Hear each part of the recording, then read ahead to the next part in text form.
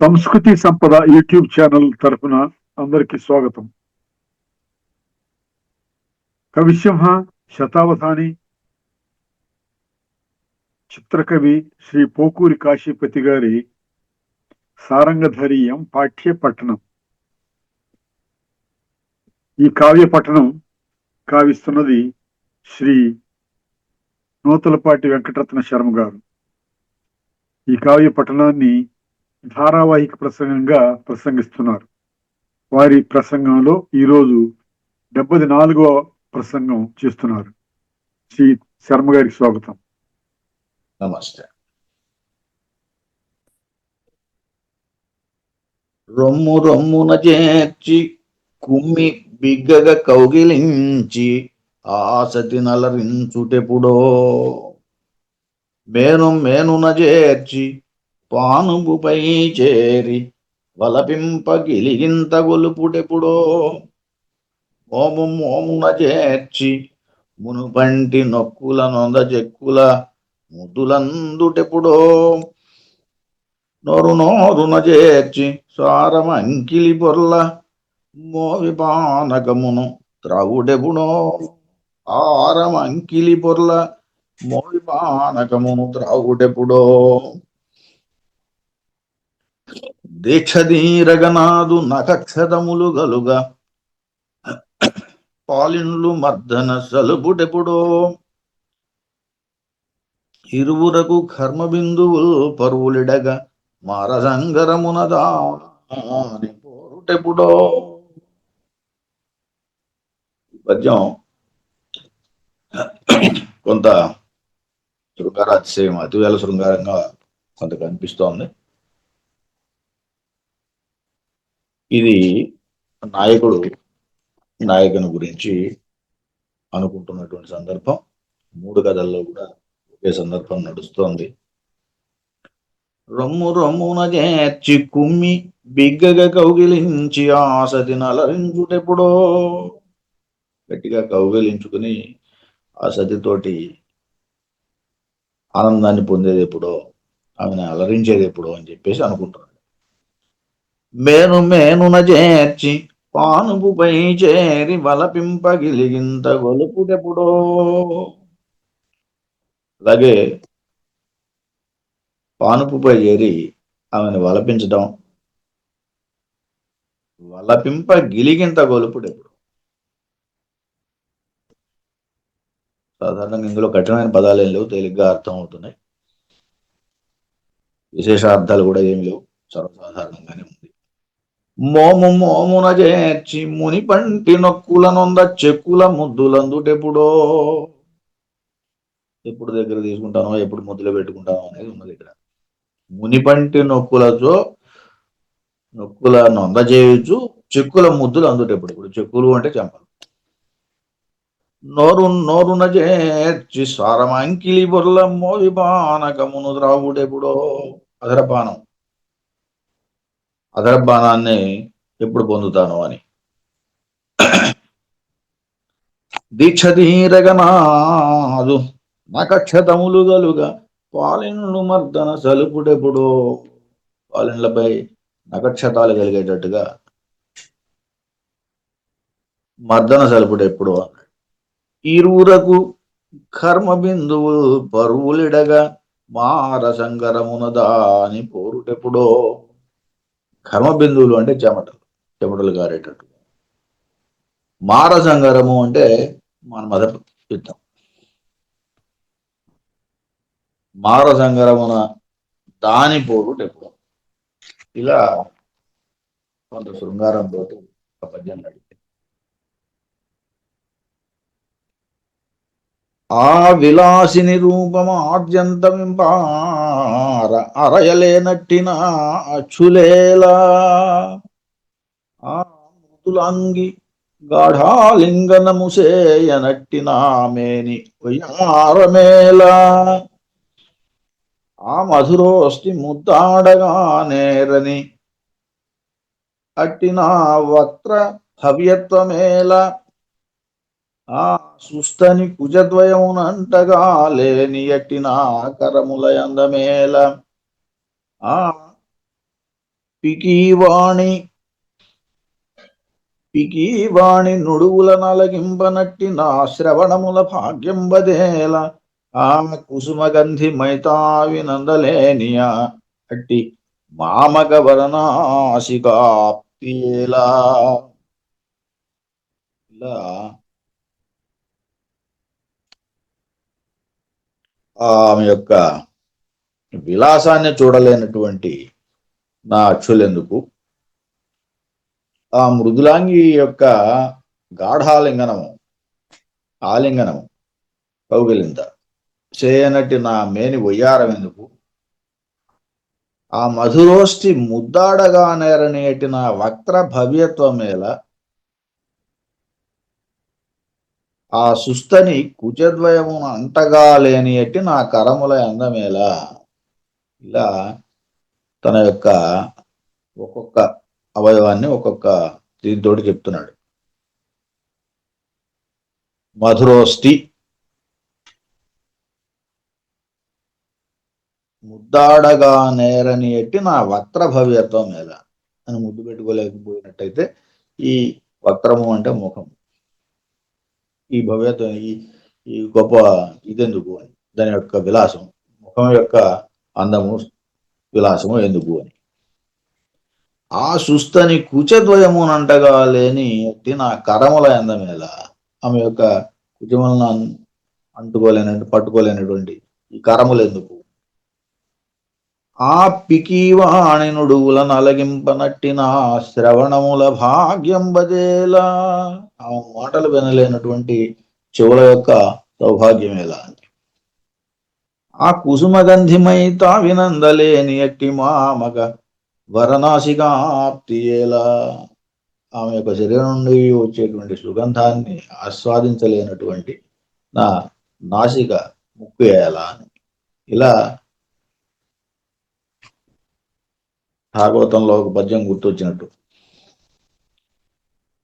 ఈ కవిత్వంలో అక్కడక్కడ మనకు భాగవత ఛాయ కూడా కనిపిస్తూ ఉంటుంది. భాగవతంలో ప్రసిద్ధమైనటువంటి పద్యాలు కొన్ని ఉన్నాయి, వాటి ఛాయ అలా నడుస్తూ ఉంటుంది. ఆ మగువన్ కనుంగొనుటకై జననట్టి పదంబులేల, ఆ భామిని మోవిపానకము పానము సేయని జిహ్వయేల, ఆలేమ హసింపగా నలువ సలుపలేని ప్రసంగములేల, ఇంతయేలా మదిరాక్షిగూడని విలాసము జన్మమదేల ధరణి. ఇక్కడ కూడా దాదాపుగా అదే ప్రస్తావన ఉంది. ఆ మగువన్ కనుంగొనుటకై చననట్టి పదంబులేలా, ఆమెను చూడటానికి వెళ్ళినటువంటి పాదాలు ఎందుకు వ్యర్థము అన్నట్టుగా. ఆ భామిని మోవిపానగము పానము సేయని జిహ్వయేలా, ఆమె యొక్క మధుర అధర రసాన్ని తాగనటువంటి జిహ్వయేలా, నాలికేలా అని. ఆ లేమ హసింపగా అసలుపలేని ప్రసంగములేలా, ఆమె నవ్వేటట్టుగా చేయలేని ప్రసంగాలు, సంభాషణ ఎలా అని. ఏలా మదిరాక్షి కూడని విలాసము జన్మం అదేల ధారణి. ఇన్ని మాటలు ఎందుకు, ఇంత ఎలా మదిరాక్షి కూడని విలాసము జన్మం అదేలా ధారణి. ధారణి అంటే భూమి మీద అటువంటి మదిరాక్షిని కలవనటువంటి విలాసం ఈ జన్మ ధన్యం, ఈ జన్మ వ్యర్థము అని. కలవకపోతే, కూడకపోతే అని వితర్కింపుచు ఇప్పటిదాకా మనం చెప్పుకున్న ఈ 3-4 పద్యాలు కూడా తనలో తాను వితర్కించుకోవటం, తనలో తాను అనుకున్నాడు ఇలా. ఇది ఎవరు? ముగ్గురు నాయకుల పరంగా, శివుడి పరంగా, అలాగే చంద్రుడి పరంగా, అలాగే సారంగధరుడి పరంగా. వనిత విలాసమున్ పటము వ్రాసదచు జదనంచు వనిత విలాసము పటము రాశద సూచదనంచు తా లిఖించిన ముఖము అబ్జమై బొమలు సింగిణులై నిడుచూపు తూపులై కనులు ఛశంబులై తనరగాగని మారుని శాసనంబులంచును బెగడుంగదా విరహి చోద్యములేమనవచ్చున జరే. ఇక్కడ వనిత యొక్క విలాసాన్ని చూద్దామని పటము వ్రాసదా చూచదా దాని మీద చేత్తో గీద్దాం అనుకోండి, గీయటం మొదలు పెట్టాడు. పటము వ్రాసద సూచదనంచు తా లిఖించిన ఆ రకంగా రాశాడు. ఒక బొమ్మ వేశాడు. ఆ బొమ్మ వేసిన తర్వాత ఆ బొమ్మలో ఎలా వచ్చిందంటే బొమ్మలు సింగిణులై, కనుబొమ్మలు విల్లులాగా వచ్చింది. సింగిణి అంటే విల్లు. నిడు చూపు తూపులై, చూపు కంటి యొక్క చూపు తూపులై అన్నాడు, బాణాల్లాగా వచ్చింది. పైదేమో విల్లు అన్నాడు, చూపులేమో తూపులు అన్నాడు. కనులు ఛశంబులై, కళ్ళు చేపల్లాగా ఉన్నాయి. ఛశంబులై తనరగాగని మారుని సాధనంబులంచును, ఇవన్నీ కూడా మన్మధుని సాధనాలు అని. ఎందుకంటే విల్లు, బాణం, జశం, కేతనం ఆయనకి జెండా, ఇవన్నీ కూడా మరుని సాధనాలు, మన్మధుని యొక్క సాధనాలని బెగడుచు బెగడుంగదా విరహి, అదిగో విరహంలో ఉన్నటువంటి వాడు ఇలా బెదురుతాడని ఆ ఆయుధాలు చూసి. అంటే మన్మధుడిని తలుచుకుంటే చాలు, మన్మథ సాధనాలు చూస్తే చాలు. బెగడుంగదా విరహి చోద్యములేమనవచ్చున జరే, ఇలాంటి వింతలను ఏమనగలం అని చెప్పేసి ఒక సాధారణ అర్థంతో సమన్వయం చేస్తున్నాడు. ఆయన ఒక బొమ్మ గీశాడు. ఆ బొమ్మలో ఆయన గీసిన బొమ్మలో ఆయా భాగాలు, ముఖ్యంగా కనుబొమ్మలు, కళ్ళు, వీటిని గురించి చెప్పాడు. అవి ఆయా ఆకారాల్లో ఉండటం వల్ల అవి మన్మధుని గుర్తు చేసుకున్నాడు. అవి మన్మధుని సాధనాలు అన్నట్టుగా. అందువల్ల ఇక్కడ విరహుల యొక్క వింతలు ఇలాగే ఉంటాయి కదా అన్నట్టుగా చోద్యములే మనవచ్చు నజరే అన్నాడు.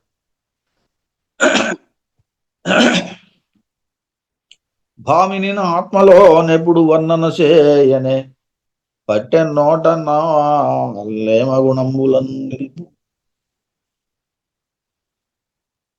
భామిని ఆత్మలో నెప్పుడు వర్ణన చేయనే పట్టె నోట నాలేమ గుణములను నిలుపులేక నుతంపనే బట్టే నుతింపనే కేలనారామ విలాసమున్ పటము రాయని బట్టే సహా అహా అహా విరాళిని ఇంకేమనవచ్చు తాను నిజ కృత్యములను నెరవేర్చుటన్నడో. ఆమెని ఆత్మలో నెప్పుడు వర్ణన చేయనే బట్టే, ఆయన ఆత్మలో ఎప్పుడు వర్ణన చేయనే బట్టే, వర్ణన చేస్తూనే ఉన్నాడట. ఆమెని ఆత్మలో ఎప్పుడు వర్ణన చేయనే బట్టే నోటనాలేమ గుణంబులను నిలుపులేక నుతింపనే బట్టే, అలాగే ఆమె యొక్క గుణాలను కూడా నిలుపులేక అంటే ఆపకుండా నుతింపనే బట్టే, నుతిస్తూనే ఉన్నాడు, వర్ణిస్తూనే ఉన్నాడు, నుతిస్తూనే ఉన్నాడు, రెండు వరుసలు. కేలన రామ విలాసమున్ పటము రాయనే బట్టే, చేతో ఆమె యొక్క విలాసాన్ని పటము మీద రాయనే బట్టే రాస్తూనే ఉన్నాడు. ఆహా విరాళిని ఇంకేమనవచ్చు, తాను నిజ కృత్యములను నెరవేర్చుడన్నడో. అదిగో తన పనులు ఎప్పుడు చేసుకుంటాడో, అన్ని పనులు ఆమెను గురించే ఆలోచిస్తున్నాడు, నాయికను గురించే ఆలోచిస్తున్నాడు. ఆత్మలో ఎప్పుడు వర్ణన చేస్తూనే ఉన్నాడు. ఆ లేమ యొక్క గుణాలని నిలపకుండా గుర్తిస్తూనే ఉన్నాడు. చేతిలో ఆ యొక్క విలాసాన్ని పటం మీద వ్రాస్తూనే ఉన్నాడు చేతితో. ఆహా, విరాళిని ఇంకేమనవచ్చు, తాను నిజ కృత్యములను నెరవేర్చుడు అన్నాడు. తన యొక్క పనులను ఎప్పుడు చేసుకుంటాడు అన్నాడు. పూర్తిగా ఆ మైకంలో, నాయక యొక్క మైకంలో మునిగిపోయాడు అని చెప్పటం. తన పనులను కూడా ఉజ్జగించి అని చెప్పచ్చు, వదిలిపెట్టి అని చెప్పచ్చు. అటులనాదడు విరహమునందియుండి మన్యువున తన పనులు సమాప్తి చేసి నాటి రాత్రి యందు నచ్చోట పవళించి కుసుమ శరాదుల నెంచనిట్లు. అలా ఈ 3 కథల్లోనూ నాయకులు మన్యు అటులన అతడు విరహమునందియుండి, విరహం పొంది, మన్యువునం దైన్యముతో,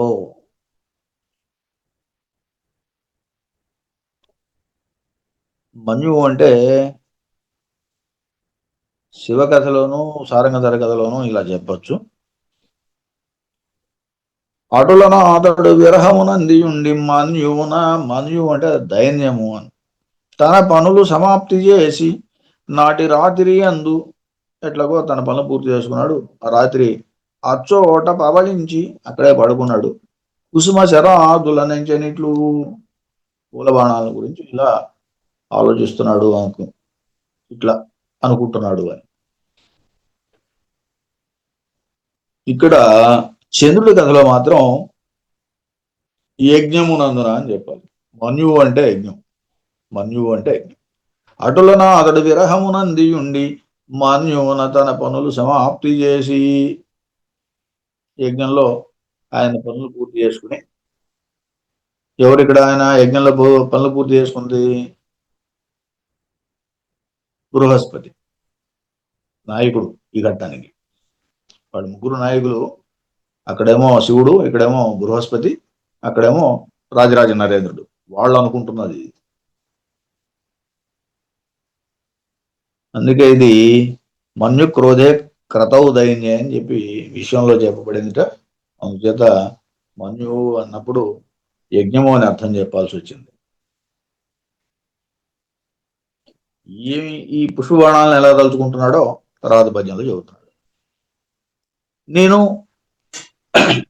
సుమనోధనుండని మంచిగాంతునే కందర్ప నీకింత కక్షయేలా, నిను కువలయహితుండని తనదాతునే వనజారి నీకింత కినుకయేల, నిను సదాగతియౌనని నమ్మియుంటినే పవనా నీకింత కోపంబదేల, నిను మాధవుండెయౌనని గణింతునే చైత్రా నీకింత వైషమ్యమేలా.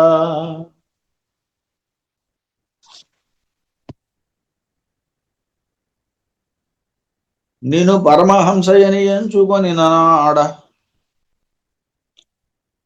ఓ మరాళమా నీకింత భామమేల, కనికరము లేదే ఇసుమంతగాని మీకు నన్ను వేధింపగానేడు ఏమగునే. మళ్ళీ ఇవన్నీ కూడా మదన ప్రేరకాలైనటువంటి వస్తువులనే తలుచుకుంటున్నాడు. చూడండి, నేను సుమనోధనుండని మంచిగా అంతునే కందర్ప నీకింత కక్షయేలా. సుమనోధనుడు, సుమనస్సులు ధనంగా కలిగినటువంటి వాడు. నేను సుమనోధనుండని మంచిగా అంతునే, పూలబాణాలు. మరి పుష్పబాణుడు అని చెప్పి నిన్ను చక్కగా చూస్తానే, కందర్ప నీకింత కక్షయేలా, నీకు నా మీద ఇంత కక్ష ఎందుకు? నేను కువలయహితుండని తలదాతునే, కువలయహితుడు, కువలయాలకు హితుడు చంద్రుడు. తలదాల్తునే వనజారిని కింద కినుక ఏలా. అటువంటి నీకు ఇంత వనజారి, వనజ అరి, వనజం అంటే పద్మం అనే, పద్మాలకి శత్రువు. నీకింత కినుక ఏలా, నీకింత కోపం ఎందుకు అని.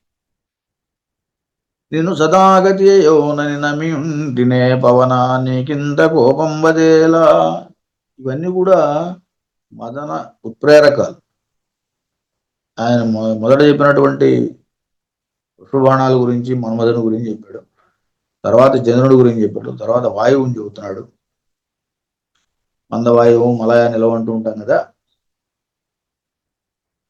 నేను సదాగతి యౌనని నమ్మి ఉంటినే, నేను సదాగతి యౌనని, ఎల్లప్పుడూ నీవే మాకు దిక్కు అని నమ్మి ఉంటినే పవన, నీకింత కోపం బదేలా, నీకింత కోపం ఎందుకయ్యా అని. నేను మాధవుండయౌనని గణితునే చైత్ర, నీకింత వైషమ్యమేలా. నిన్ను సాక్షాత్తు మాధవుడని అనుకుంటాం అదయ్యా చైత్ర, నీకింత వైషమ్యమేలా. ఇక్కడ మధుమాసం, మధువు సంబంధం మాసం. చైత్ర, నీకింత వైషమ్యమేలా, నీకింత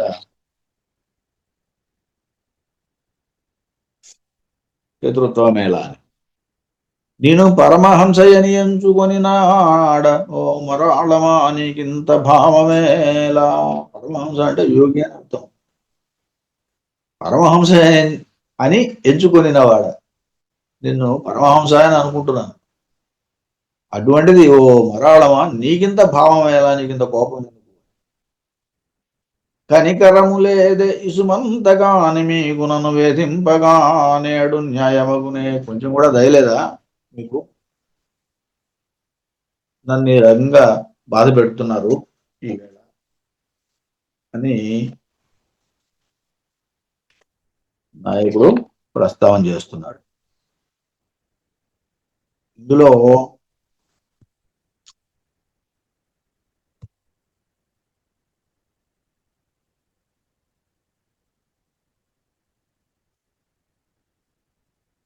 చాలా వరకు మన్మథ ప్రేరకాలైనటువంటి పూలబాణాల గురించి, అలాగే చంద్రుని గురించి, అలాగే వాయువుని గురించి, అలాగే మధుమాసం గురించి కూడా ప్రస్తావన చేశాడు. చివరిలో హంసలు మరి ఇవన్నీ కూడా మదనోద్రేకాన్ని కలిగిస్తాయని చెప్పేసి, అందుకే చివరిలో ఇలా అన్నాడు, నన్ను వేధింపగా నేడు న్యాయమగునే అని తనలో మరియు ఇట్లా అనుకునే.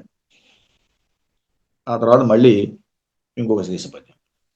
ఫణిరోమవల్ని చేపట్టక మలయాద్రి మారుతమ్ముల వేడి మాన్పగలనే, ఇందుముఖిని ముద్దులందక నను దాగుమారు తమ్ముల వాడి మాన్పగలనే. నను తాగు మారుతమ్ములవాడి మాన్పగలనే, చంపక గంధి భోగింపక భ్రమర రామారుతమ్ముల రూఢి మాన్పగలనే. ధనుర్భ్రూయుగ త్వరయక కాగుల మారుతమ్ముల దాడి మాన్పగలనే. మారుతమ్ములు అనే పదం మారుతమ్ముల వేడి మాన్పగలనే రెండో లైన్. నాలుగో లైన్ మారుతమ్ముల వాడి మాన్పగలనే. ఆరో లైన్ మారుతమ్ముల రూఢి మాన్పగలనే. ఎనిమిదో లైన్ మారుతమ్ముల దాడి మాన్పగలనే. ఇలా చమత్కారం ఉన్నది ఇక్కడ. ఆ లైన్ అంతా ఒకటిగానే ఉంటుంది, కానీ ఒక్క చిన్న 2 అక్షరాల పదం మార్చాడు, వేడి, వాడి, రూఢి, దాడి అంతే. మిగతా అన్ని ఆ పాదం ఒకటిగానే అనిపిస్తుంది. ఫణిరోమవల్లి చేపట్టక మలయాద్రి మారుతమ్ముల వేడి మాన్పగలనే, ఇందుముఖిని ముద్దులందక నను దాకు మారుతమ్ముల వాడి మాన్పగలనే. చెంపక గంధి భోగింపక భ్రమర రామారుతమ్ముల రూఢి మాన్పగలనే. వరధనుర్భ్రూయుగ దొరయక కాకుల మారుతమ్ముల దాడి మాన్పగలనే. అనుచున తడుతదీయ వేదనల కలిగించుదంతయు ధైర్యమున్ కాంచి కలిగి తనముగా అనట నుండి సత్వరము కలిగి దరిగి జననించ ఆశించ మరుని కలిగి. ఇది ఈ పద్యం. ఇందులో ఫణిరోమవల్లి చేపట్టక మలయాద్రి మారుదమ్ముల వేడి మాన్పగలనే.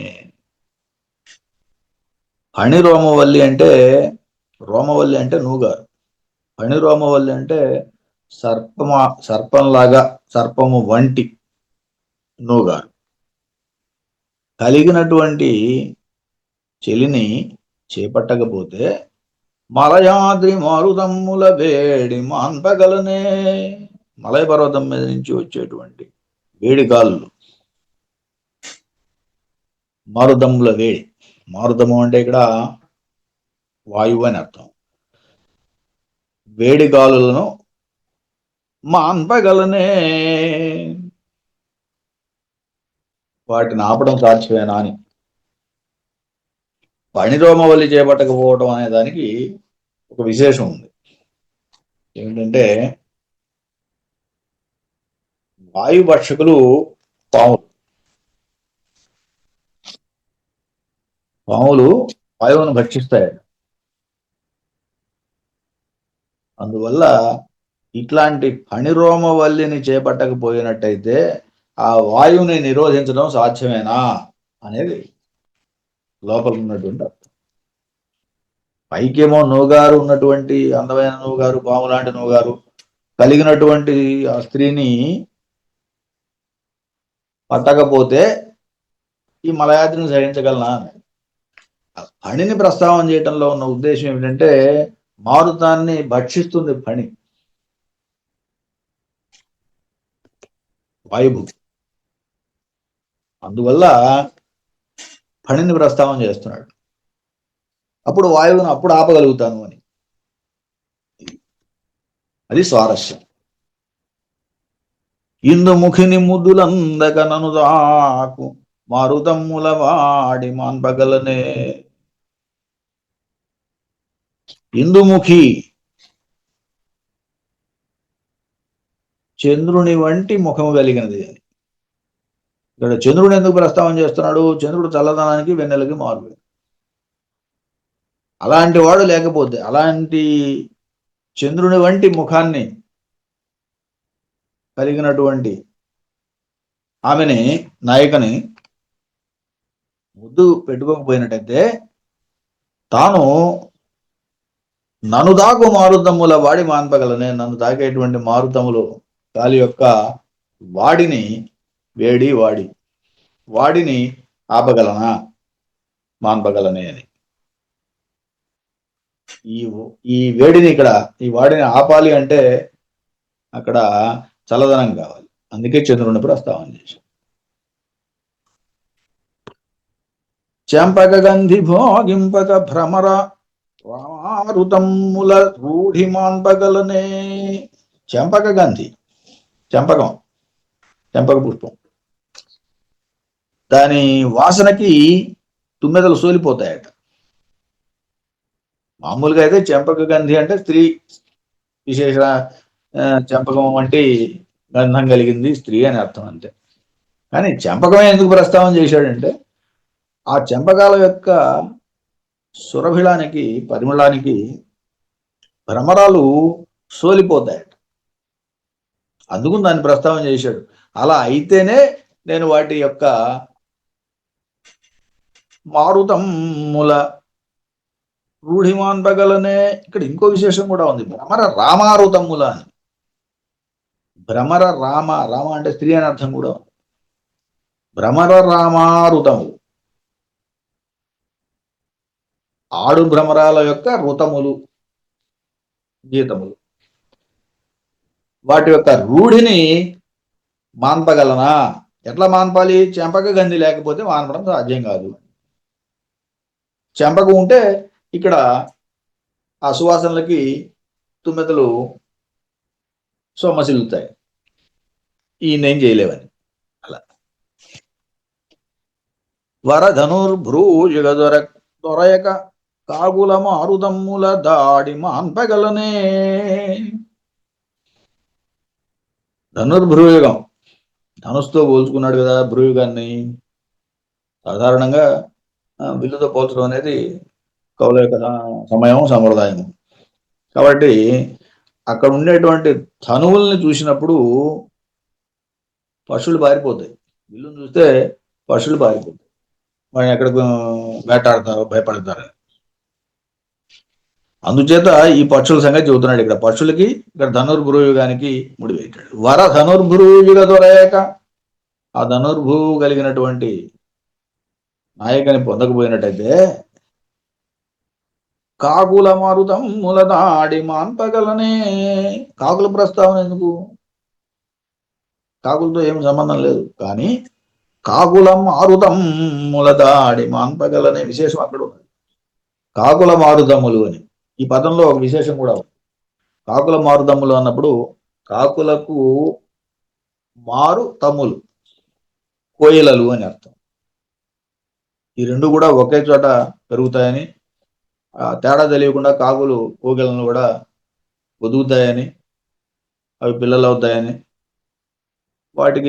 వాటి యొక్క గొంతు తెలిసేదాకా వాటిని పోషిస్తాయని, ఇలాంటి ఇది ఉన్నది లోకంలో. చేత కాకుల మారుదమ్ములు అంటే మారుటి దమ్ములు కోకిలలు అని అర్థం చెప్పాలి. దాడిమో అన్పగలనే అనుచునతడు తదీయ వేదనలన్ కలికి ఇంచుకంతయు ధైర్యముగాంచి, కలికితనముగా నట నుండి సత్వరముగా కలికి దరికి జననించన ఆశించే మరుని కలిగి. ఇలా